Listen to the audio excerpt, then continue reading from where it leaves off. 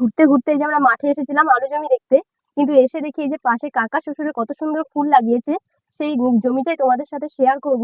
দেখো পুরো জমিটা কত সুন্দর, একদম গাঁদা ফুলে ভর্তি হয়ে গেছে। দেখো কত সুন্দর ফুল ফুটেছে, দেখো কড়িও এসছে, দেখো এই দেখো কত সুন্দর লাগছে দেখতে।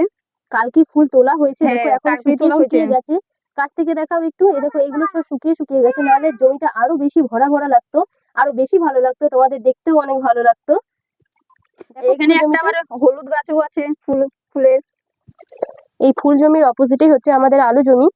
দেখো তোমাদেরকে দেখাই, এই আলু গাছগুলো এখন কত বড় বড় হয়ে গেছে। দেখো এই যে দেখো, পিঙ্কি একটু আলু খুঁড়ে দেখো কত বড় এই বড় যে হয়েছে, দেখো তো।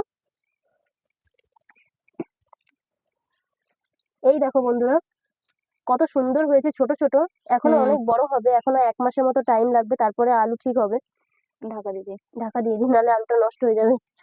এই দেখো আমাদের আলু জমির পাশে কত কলা গাছ, খুব সুন্দর ভাবে হয়ে আছে দেখো। হ্যাঁ, আবার দেখো দিদি উপরে কলাও ধরেছে, দেখো। তাই তো, দেখো হ্যাঁ, কি সুন্দর কলাটা হয়ে আছে। এই অপোজিট সাইড যেটা পিছন দিকটায় দেখো, আবার নতুন কত সুন্দর একটা মোচা হয়েছে। হ্যাঁ দেখো কত সুন্দর মোচা হয়েছে।